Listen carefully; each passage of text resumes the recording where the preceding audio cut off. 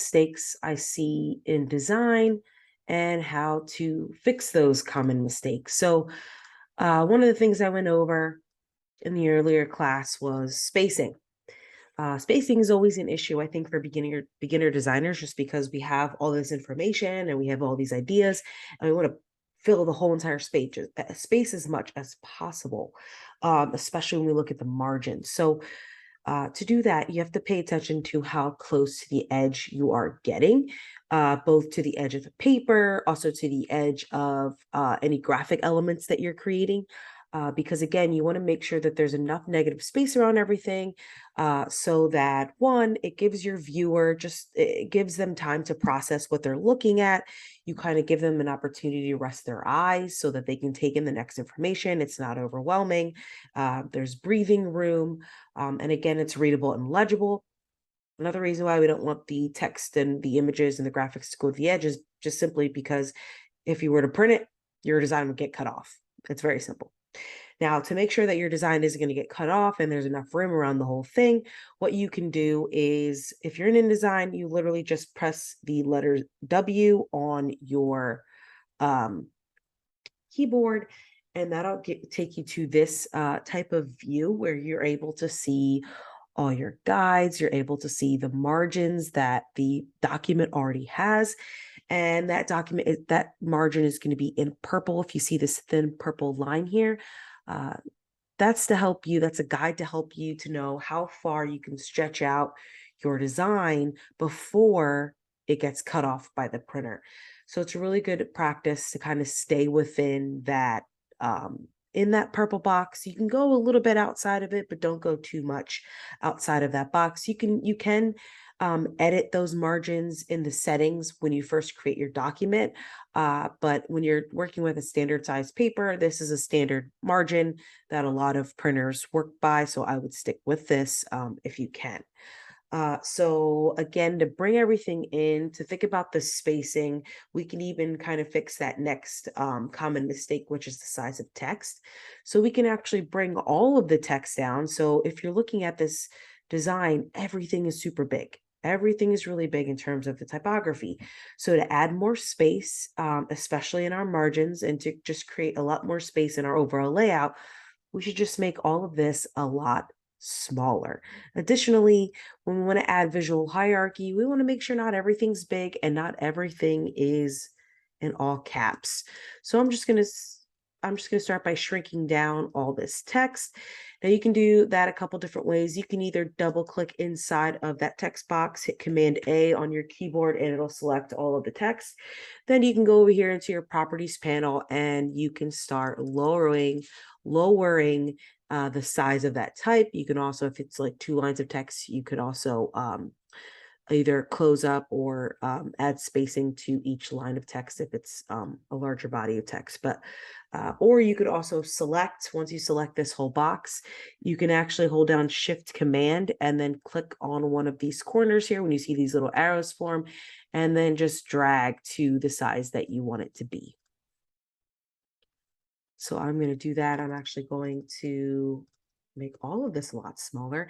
And something to keep in mind as well is that um, when you're working with large bodies of text, so large bodies of copy, usually when you're creating maybe like a magazine layout, a news article, something like that, where there's going to be paragraphs involved, it's a really great practice to have the size of your font be maybe 11, not necessarily 12. I know is standard for us when we like open up Word, but that's actually kind of big. So I'll keep it between 9 and about 11. Don't go smaller than 9. Try not to go larger than 11. And that's just for your body copy, the title and the subhead, right? All those can be a lot larger. Or if you want to keep it to that smaller font, the way that you can add some hierarchy to those areas is by changing the weight of the actual font that you're using. So again, you could either use italics or you can use a bolder weight, so that you're adding that hierarchy without having to increase the overall size of everything. So I'm actually going to highlight. Oh, and another thing to notice too is that sometimes when our text is a little too big, it actually won't fill up this whole entire text box. And you know that when you see this little red box with a little plus sign, you'll also notice that there's an error message. That's this right here. I'm actually going to adjust the overall size because it's a large body of text. I'm actually going to hit Command All um, and actually edit all of it. So I'm actually going to put it down to about 10. That's good for now. But there's still a lot more text, and you see here that that little icon is there, the red square with the plus button in it. If I actually click that, it will change my cursor. And then when you click and drag, it'll fill another text box with the remainder of the text. What's nice is when you do this, especially when you have a lot of text that you're working with, is that now these two boxes are linked together so that if you need to edit anything, you can actually just, again, click inside one of the boxes, hit Command All to select everything, and now it's selecting all the text in both boxes. And you can either make everything larger, everything smaller, add more space, take space away from each line. And again, I want to make sure that this is all within this purple box that is my margin. So I'm going to play around with this to make sure these columns are as even as possible. And I'll show you too to get rid of some of these widows. That's another thing we want to keep in mind, all these widows and orphans that we see.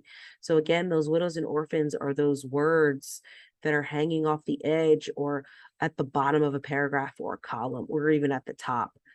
We don't want that because that can add an unnecessary emphasis in an area. It can add a focal point that maybe you don't want someone to necessarily notice. So we want to get rid of those just again so that this looks as clean as possible. So let me just move everything in. Another thing I normally see is that we like to put, for some reason, outlines around our words to, I guess, make them stand out. You don't have to do that. I think that's an unnecessary graphical element.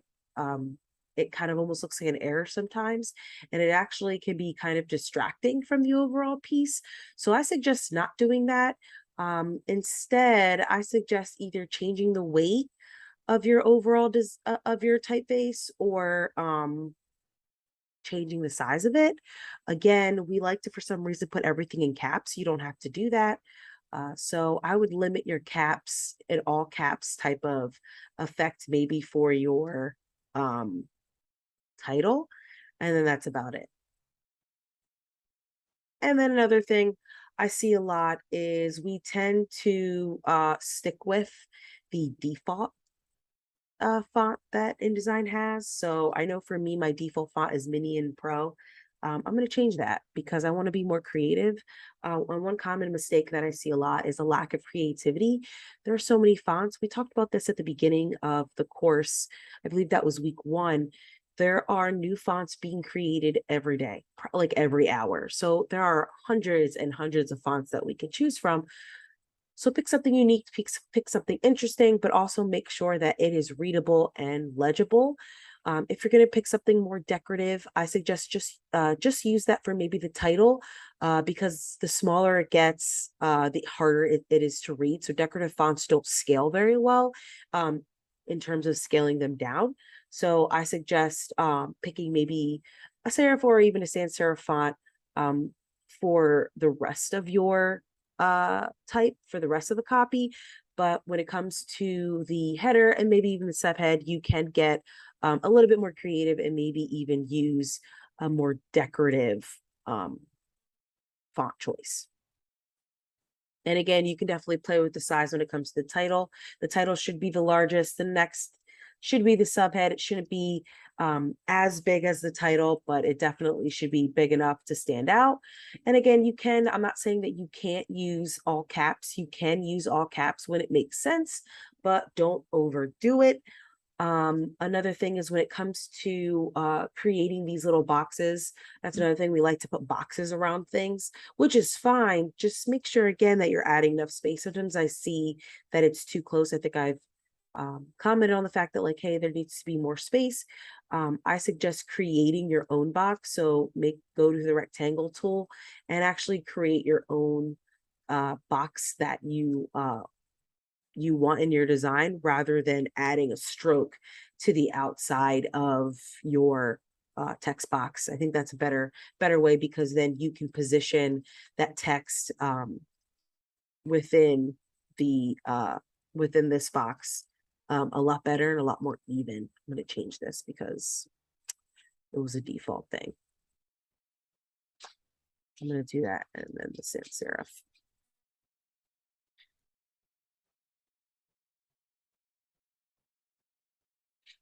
And I'm changing this. I like Avenir. That's just like a personal. As you design more and more, there'll be just fonts that you tend to use a lot more often. That's me. I love using Avenir. I use it in probably too many things, but that's just how I like to design. Another thing that I see a lot is the placement of photos. You don't have to place photos small, right? If you have a really high quality photo, you can use that to draw attention to an area. You can use that to add a lot more creativity and visual appeal. If you are scaling your image to be larger or even smaller, make sure that you hold down Shift when you do that. So Command Shift, so that it actually scales evenly and proportionately. You don't want anything to look stretched, right? You don't want anything to look stretched out like it's not supposed to look. And then if you were to have, so for instance, this image, I'm going to have it fill not the whole piece, but just this purple margin box. And to toggle between this view and the other preview view, you just hit the letter W on your keyboard, and it changes the view for you. I go back and forth so that because sometimes all the lines and all the guides can get a little distracting and confusing. So I like to toggle back and forth just so that I can see a lot easier. But again, you want to make sure too is that whatever color choices that you're choosing, it's easy to read. You don't want to choose anything that's going to make it hard to read. Also, don't just choose whatever the default colors are. If you double click the icon of your text, right, that little T icon when you're in that box, you can choose any color that you want. You can also, if you want your colors to kind of go with each other in terms of the images that you chose, you can click this little eyedropper tool, and then you'll be able, if you hold it down, hold the eyedropper tool down, and then you can go over in an area that like maybe goes along with your design a little better. You could pick a, let's see where my mouse is. I'm hovering over the blue in this image that I think would go well with both the blue in this picture and the blue in the picture in the bottom. But I'm play around with it because it can get a little purpley. Choose that. And that's going to be my color for this. Again, it's too close to the edge, so I'm actually going to bring that in because I want to make sure that there's enough space. So again, it is easy to read, legible, readable. One thing you can do too is to make sure this is all aligned, because you do want to make sure everything is aligned as possible. You just click, you can select everything, and then you can go over here to the align panel, and you can click where you want it to align. So if you want it to align left, which is what I want, that just makes it even to clean it up a little bit better. And as you can see here too, is that this is starting to get super hard to read because my image is super dark. And then the color choice I want is super dark. So what I'm going to do is I can do one of two things. I can either change the color of my title, and I can make it white, right? Because the darker it is, the darker the image, the lighter you should go with your text so that it's easy to read. But if I choose white, then it might get lost in some of the white in the actual photo. I think I see a lot of people that want to use a drop shadow in order to make that stand out, which is fine. Just make sure you're lowering the opacity so it's not intense. That drop shadow isn't meant to, the drop shadow is just meant to help it, not to completely, it's not to distract the viewer from anything else. So I would definitely tweak, how the opacity of that, and maybe even the distance, just so that again it helps to make the words stand out a little better. Maybe it helps to make it easier to read, but it doesn't add an unnecessary emphasis or focal point to your piece. And then now people are just looking at that. I actually don't like this font that I chose. I think it's kind of hard to read. The T and the L in title is actually really hard to read. So I'm actually going to pick something else. Again, you can definitely do this. If you're working, you'll notice that maybe something doesn't work as well as maybe you visualized it to work. So definitely go through and choose typefaces and fonts that just work well. And work and work and work until you find the right one. Now, again, this kind of can get a little lost. So something else that you can do is you can actually add a little overlay to your images as well. This is something I like to do too. I created it with the rectangle tool. I'm going to use the eyedropper tool to choose a blue from one of my colors. I'm going to fill that. Why is that working?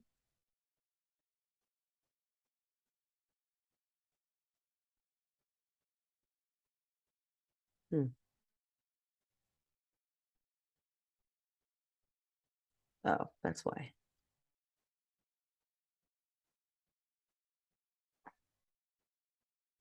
There you go.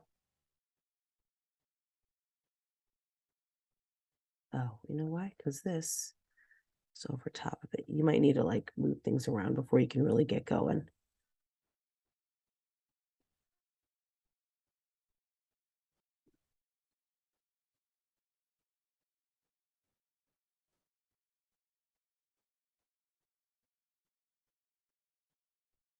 There we go. Let me take away the stroke. You don't need to outline everything. And that's something to keep in mind. You don't need to outline everything that you do. If you're going to outline something, make sure that it's intentional and not just because you left it there. I'm actually going to bring down the opacity. I don't want this to be selecting both, and I'm going to send it to the back.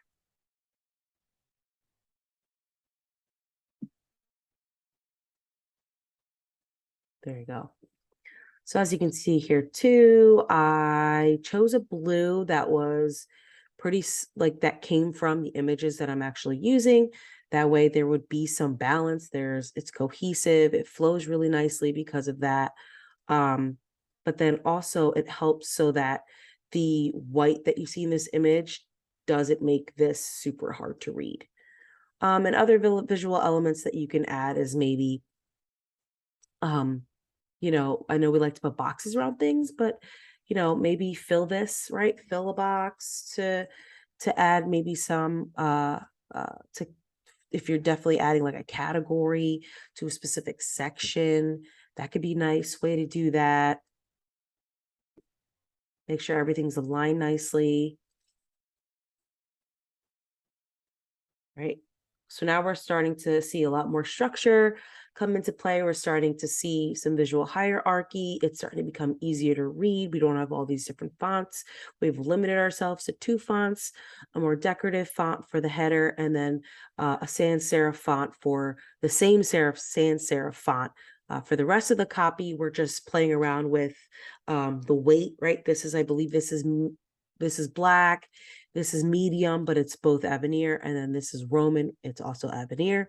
We've also scaled everything down so it fits nicely in the design so that it's not so big and it's not so overpowering, so that when we have, when our viewer comes to read this, they can take in all the information they need to take in without feeling overwhelmed. Now, the last thing I want to go over is to get rid of some of these widows and these orphans. Um, you could do that by simply just messing with the size of your uh, column boxes, the text boxes, but just make sure that these stay even. They need to be the same size. So this box on the left needs to be the same width as the box on the left. So if, making one box super small takes away all your, margins, but this box has to be super big, well, that you didn't fix it. It still needs to be even. They need to be as close to the same size as possible. So you just might need to play around with that until you get it to where it needs to be. And also make sure that you're taking into consideration the spacing between each column. You don't want them too close together because now you don't know, wait, is this all one sentence or are these two different sentences? Is this a column? It's really confusing. You're taking away from the readability and the legibility. So make sure you're adding enough space between each column. And then if sizing this doesn't help, you can always go down a size, maybe half a point, right? So maybe 10 might be too big. Maybe I want to go to 9.5. Maybe that might help, right? That cleaned it up a little bit, but there are still some areas where I know we can clean up. So to do that, I would actually just bring each word down. Okay, so if you're looking at this, okay, this isn't like a different language or anything. This is just filler text. This is placeholder text. So if you don't have text yet, you can just put filler text in here. It's just like gibberish. Just so that you can kind of size everything and kind of get the placement and layout down before you actually add in the real copy. And that's what I'm using right now. But anyway, pretend that these were real words. Pretend you actually knew what this was saying. If you have some, areas like this where there's one word at the bottom, an orphan, you can just hit Shift Enter and then it'll bring that down to the next line without messing up your spacing. And you can kind of mess around with that and find all these little words that are kind of hanging off the end and just clean them up as much as possible so that we don't have all of these weird gaps. We don't have any, again, orphans or widows. And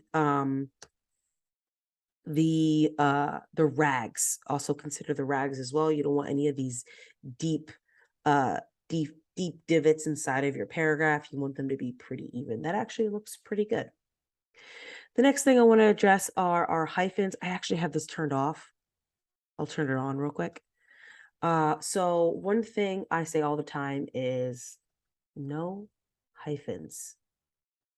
This is a hyphen. This word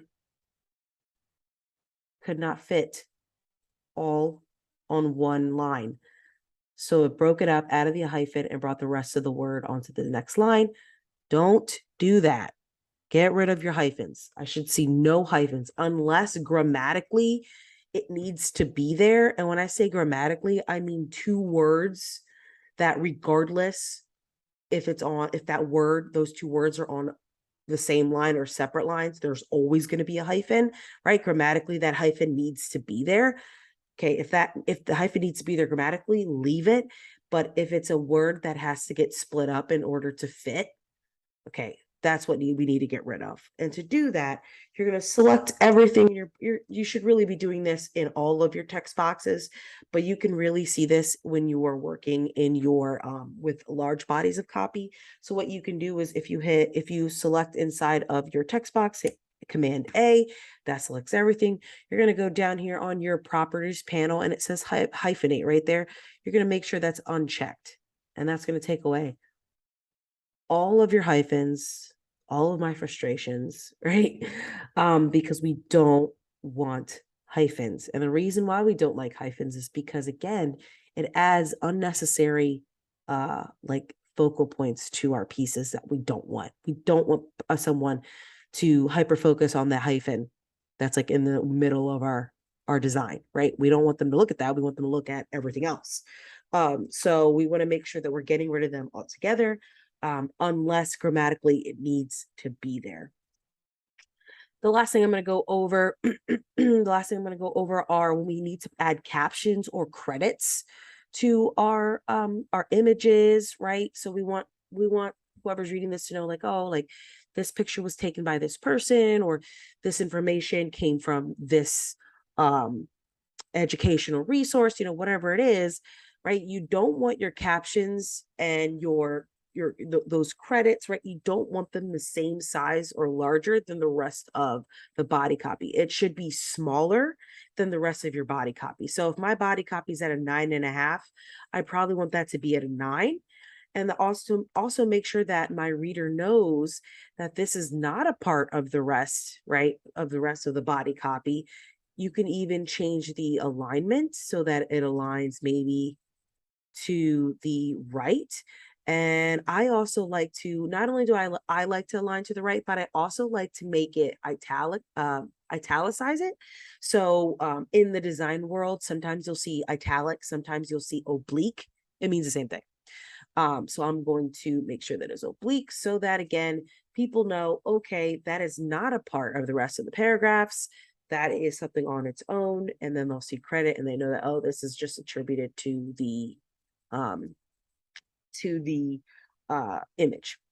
Another thing too is that if you had this, right, if this was actually in the center, this was in the middle of my column here, you want to make sure that you're adding enough space so that it doesn't come too close. And you can do that by simply just hitting enter, right?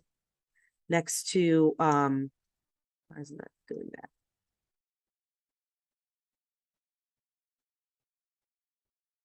Actually, you might want to just create another box. So I'm actually just going to create another box. Why is that doing that? I think because I have the wrap. There you go. So there you go. You want to make sure again that there's enough space. So I'm actually going to bring that down so that it starts a little lower. And again, make sure that there's enough space around the image so that the reader knows that that is being broken up. Again, there is, think of your spacing as a nice pause for the reader to kind of take a breath and rest their eyes. So they're reading your paragraph, they're coming to the picture, they're looking at it. Because of the spacing you have around it, they're pausing, they're really taking in the picture. Maybe they'll read the caption and then they'll read the rest of the paragraph, right? Or maybe they go back to the picture later on and then they read the caption. But at least they can distinguish between what is the paragraph, what is the caption, right? Because we're adding in enough space. I actually think we could probably open this up slightly more when it comes to these columns. I think they're still a little too close to each other. There you go. And I think that's about it. That's kind of how you kind of clean up these common mistakes. Again, space is your friend. Spacing your negative space, it's a part of your design, right? So the negative space can be just as important as the images that you choose, as the graphics you create, as the typography you choose. With that being said, make sure your typography is interesting. This is a typography class. Make sure that your header is standing out. You add hierarchy to it by maybe the font choice and the size, but also make sure that it's not too big, right? You don't need to fill in all the space. This is all considered negative space. All this is negative space, and that's okay. We like negative space. It helps our designs and it helps our readers to take a moment to take in all the information that we are giving to them through our design. So just make sure you're adding that space, you're accepting that space, you're using that space as another design feature, but you're also still adding that creative edge to it by changing up the title, maybe adding some emphasis by or hierarchy by changing the weight. Don't outline everything. Maybe just don't outline anything at all, right? If you're going to be using a shadow, make sure that it's very subtle. And again, make sure everything is intentional. You know, just because it's a default doesn't mean that's the thing that you should use. Be intentional about all the fonts that you choose, the placement of everything, because it adds to the overall structure. And then also make sure that, you know, when you're reading something, you know, there is a flow to it. Where is the reader going to look first? Where they're going to go next, right? What are the things that are going to jump out to them? I think we talked about the 3 different readers, right? The 3-second reader, the 3-second reader, the 3-minute reader, the 30-minute reader, right? I believe that was it. So the 3-second reader is just glancing at this. They're going to get the header and the photo. The 3-minute reader is going to look at the title, the header. They might read a pull quote. They might look at the image. The 30-minute reader is actually going to take the time to read every little thing on this page. So keep that person in mind when you're designing, because, you know, especially if you're thinking about, okay, the 3-second reader, the 30-second reader, I should say, if it gets 33:30. So 30-second reader, right? They're only on here for 30 seconds. You want to make sure that they're able to see the header and see the image, maybe in a graphic, right? They're able to get that super quickly. The 3-minute reader, you want to make sure that they're able to see the header, the subhead, the image, and any other graphics, maybe the categories that you're listing out. And then the 30-minute reader, you want to make sure they're able to see everything easily, right? That legibility, readability, I keep saying it. So just keep them in mind as well when you're designing. And then also when you're talking about pull quote, I just talked about quotes, pull quotes. again, be intentional about them. One great thing about being designers is that we get to kind of read the things that we're given. So that actually helps us in the design process. So if you're kind of quickly skimming kind of the copy that you were given, look for something that you know might be super catchy, right? Maybe the quote really like hits something hard or really captures what this piece is supposed to be about. That's something that we can do.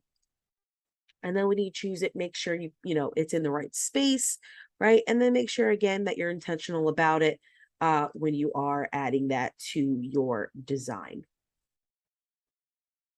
And again, we want to make sure that there's enough balance in this piece. It's not too top heavy, right? We don't have, I'm actually going to move this around because I use a different, did I lock this? Accidentally locked that, right? So we want to make sure that, again, this is balanced. I have a quote at the bottom, so I don't want the image also at the bottom because I think it's going to be too top heavy, too heavy. It might be so a little too top heavy, but again, I'd be playing around with this to make sure that there's balance in this overall design. It's not too heavy. There's enough on the bottom. There's enough at the top. And I think that's about it for now. That kind of covers all the common mistakes I tend to see when designing.